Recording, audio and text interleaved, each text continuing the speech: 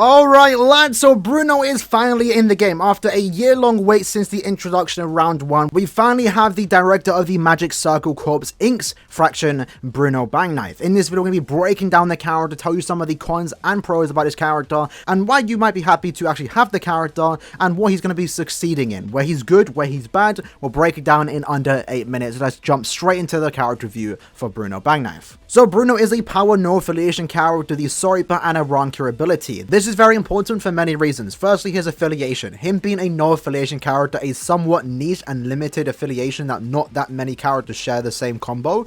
Him being that is always going to be useful for situations in Senkabon. For example, currently right now, I believe stage 17, don't quote me on the exact number, but it is on your screen right now. That stage wasn't entirely designed for him, but he can clear it, so always going to be a useful character for Senkabon just because of his affiliation alone. Other than that though, having 2 killers is already as special as is, but having 2 good killers, in this case, Soriba and Aaroniero, it's always going to make him very useful for a lot of different content. For example, IZ, when you do take him into that event, there's always going to be a good chance you have killer advantage against at least one type of enemy. And in the perfect situation, which will eventually happen multiple times throughout your playtime with this character over the next couple months, there will be a situation where you have killer advantage against both types of enemies, and in that case you're just clearing even faster, doing more damage. So very good right there. And also for IT, if you do care about farming, because he is going to be a good farmer for IT specifically, which is Inheritance Shrouds, him having 2 killers basically makes it so you can use this character for 2 IT sessions, even though you can use him without killer advantage, which I did do. He performed somewhat decent,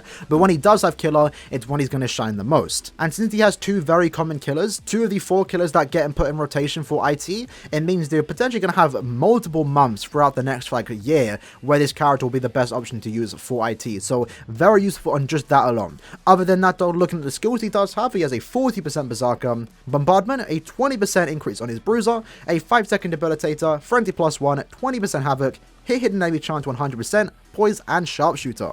As for his innate skills, he comes with a 50% chance to dodge any Soripa damage, large dish survival, and also Sprinter +2.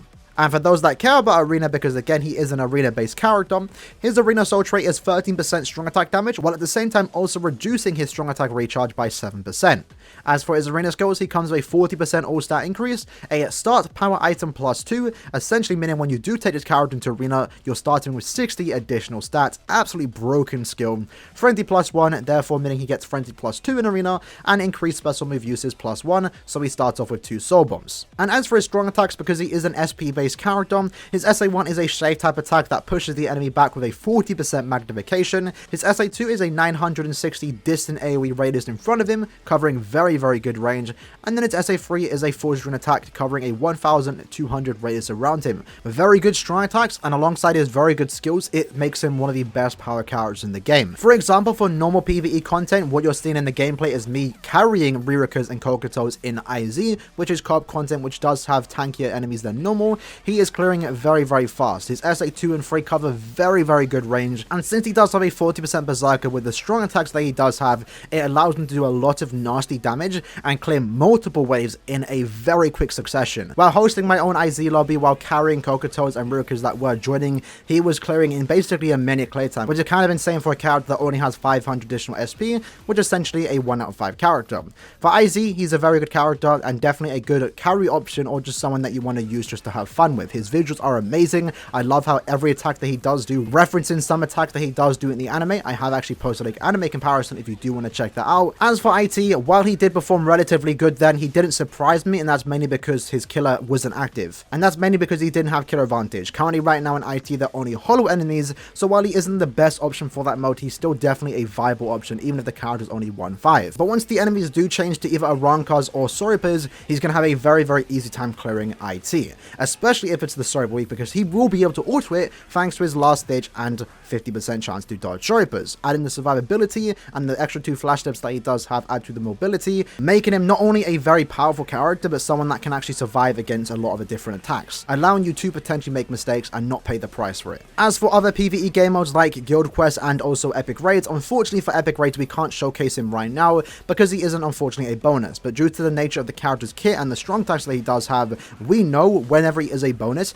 he is going to be one of the best characters for that specific farming session, because Bombardment with Weakening is a very powerful skill, especially if you have dupes into this character. Given full stam links, attention tie, you are going to be hitting very hard on that soul bomb, and whenever he is a bonus, you're going to be potentially clearing epic raids in less than 5 seconds, which is kind of crazy to think about.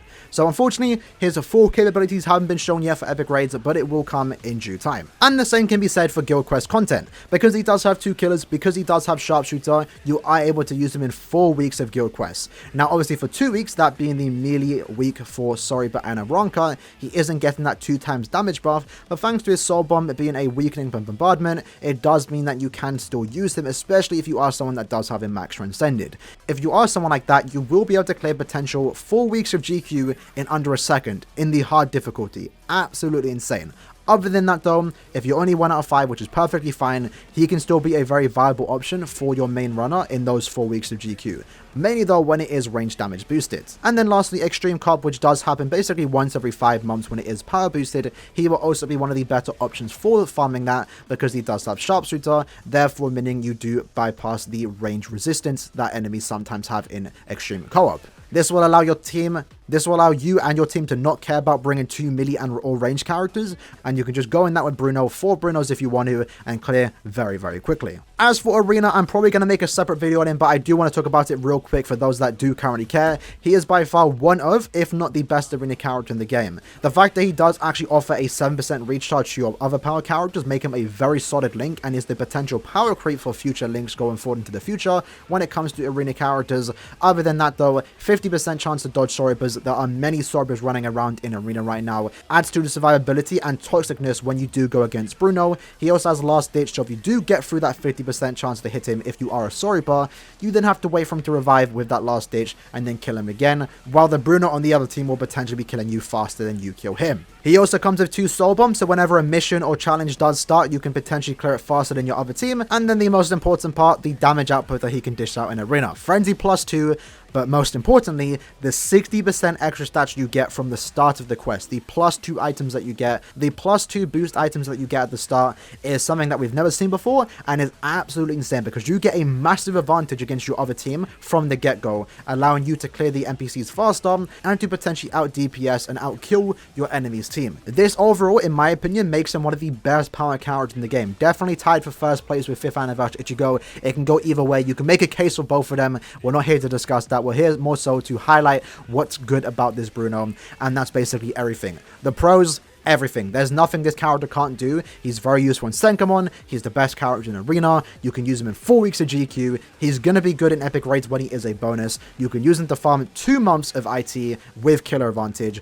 He mops the floor with Inheritance Zone, and he's one of the better options to use for Extreme Co-op. The cons, the first one being no status immunities. Yes, unfortunately, like Noah and Nini, he is not immune to anything, which occasionally can be a problem depending on what content you are bringing him in. I personally do like to have some immunities on my characters. It does add to survivability. Now, lucky for him in this case, and why I do think he's actually the best power character, is that he does fortunately come with some survivability, that being the Last Ditch, and also 50% chance to dodge Sorba attacks. This will be very useful for altering content and to just bring him in Sorba content. I very much do value survivability alongside damage, which is something this character does fortunately have. But it would have been nice if he had some kind of status immunities, especially weakening for Arena. The other con is his SA1. While it's not the best SA1 in the game, it's not the worst. There are good and bad things about it. The good being in single player content like Senkamon, you can do a lot of damage and push the enemy back, keeping yourself at a good distance. And because of his SA1, it does require some knowledge of where enemies spawn in, so you don't have situations like this where you miss the enemies that just spawned in.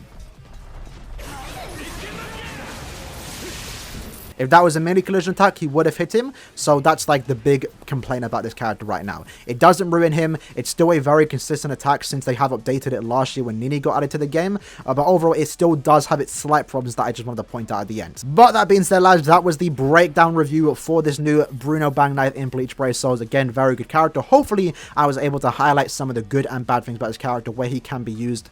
And yeah, in the comments below, let me know what you like to think about Bruno. How are you feeling about him? Personally, for me, he is my favorite power character in the game, and one of my favorite characters in the game. But that is recency bias. But having said that, I still think he's a great character. The references and all the attacks are very cool. His strong attacks look very pleasing, and overall, it's just very fun to play around with. So hopefully you guys did pull him. If you did, if you didn't, and you're still summoning, good luck. Hope you guys enjoyed the video, and see you at the next one. Peace.